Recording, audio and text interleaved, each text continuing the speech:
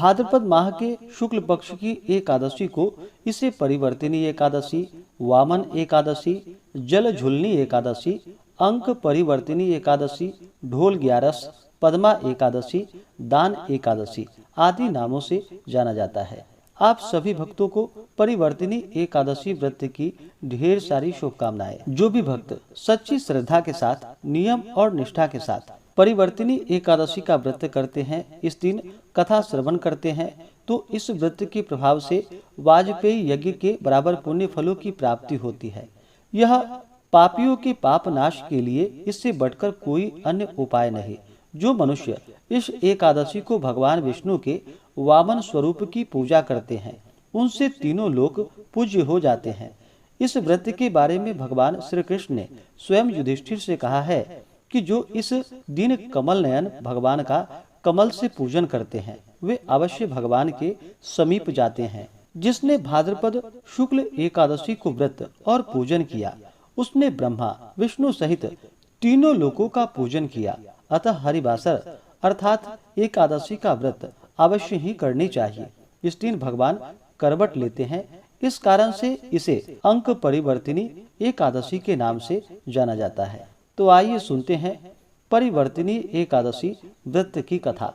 तो बोलिए प्रेम से भगवान विष्णु की जय, माता लक्ष्मी की जय, एकादशी माता की जय, वामन भगवान की जय, श्री राधा कृष्ण की जय। अनेक प्रकार की कथाओं को सुनकर पांडु नंदन ने भगवान श्री कृष्ण से कहा कि हे प्रभु, अब आप कृपा कर मुझे भाद्रपद शुक्ल पक्ष की एकादशी के महात्म्य की कथा सुनाइए और यह भी बतलाइए कि इस एकादशी का देवता कौन है, इसकी पूजा की क्या विधि है। युधिष्ठिर के ऐसे वचन को सुनकर भगवान श्री कृष्ण ने कहा कि हे राजन, इस एकादशी का नाम वामन, जयंती एवं अंक परिवर्तिनी भी है। जयंती व्रत से बढ़कर और कोई व्रत ही नहीं। इसके सुनने एवं स्मरण मात्र से समस्त पाप नष्ट हो जाते हैं। वैष्णवों एवं अपनी गति को चाहने वाले को इस एकादशी का व्रत अवश्य ही करनी चाहिए। हे राजन, जिन्होंने जयंती एकादशी में वामन भगवान की पूजा श्रद्धा एवं भक्ति सहित कमल पुष्पों के द्वारा की, उनसे तीनों लोकों, तीनों देवों एवं समस्त जगत को मानो जीत लिया। क्योंकि शयन किए हुए भगवान इसी दिन अंक परिवर्तन करते हैं, इसी कारण इसका नाम परिवर्तिनी है। इतनी कथा को सुनकर युधिष्ठिर ने विनय पूर्वक कहा कि हे भगवान, यह बात मेरे हृदय में महान संदेह उत्पन्न कर रही है कि आप कब सोते हैं, कब जागते हैं और कब करवट बदलते हैं। आपने जो बलि को बांधा, उसमें क्या कारण था। महाराज युधिष्ठिर के ऐसे वचन को सुनकर भगवान बोले कि हे राजन, अब पापों को नाश करने वाली कथा कहता हूँ, आप सुनो। सतयुग में अत्यंत ब्राह्मण भक्त, सत्यवादी एवं दानी बलि नामक राक्षस मेरा अनन्य भक्त था। उसने अपने यम, नियम एवं तप, दान और यज्ञ द्वारा त्रिलोक्यों को कंपित कर रखा था। उसके यज्ञ, दान और तप से भयभीत इंद्र देवताओं को साथ लेकर मेरे यहाँ पर आया और मेरी स्तुति एवं प्रार्थना की। तब मैंने इंद्र के स्वार्थ साधनार्थ वामन स्वरूप धारण कर उसे जीता।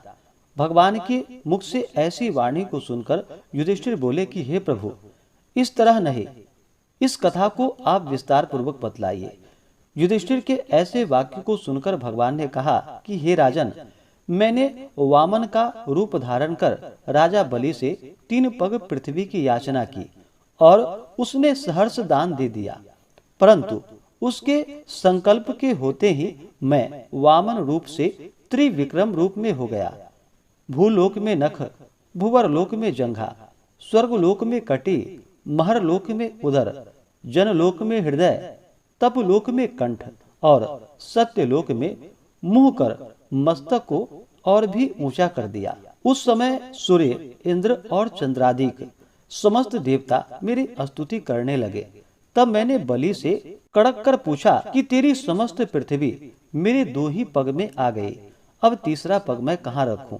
मेरी बात को सुनकर बलि ने अपना मस्तक नत कर दिया।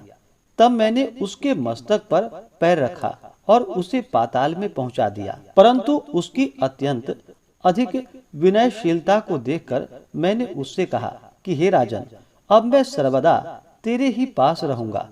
अतः भाद्रपद मास के शुक्ल पक्ष की एकादशी को मैं एक रूप से बलि के पास एवं दूसरे रूप से क्षीर सागर में निवास करता हूँ। जब तक कार्तिक मास नहीं आता तब तक मेरी एक मूर्ति शेष शैया पर और दूसरी बलि के यहाँ बराबर सोती रहती है। इसी एकादशी को मैं सोता हुआ करवट बदलता हूँ।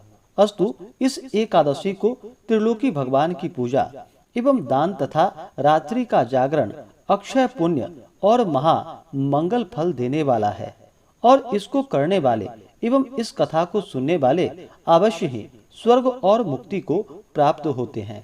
तो बोलिए प्रेम से भगवान विष्णु की जय, माता लक्ष्मी की जय, वामन भगवान की जय, भगवान श्री कृष्ण की जय, एकादशी माता की जय। ऐसे ही ज्ञानवर्धक जानकारियाँ प्राप्त करने के लिए हमारे इस चैनल पे अगर आप नए हैं तो चैनल को लाल बटन दबा करके सब्सक्राइब करें, साथ में बेल आइकन घंटी को दबाएं ताकि मेरे वीडियो का नोटिफिकेशन आपको समय से मिलता रहे।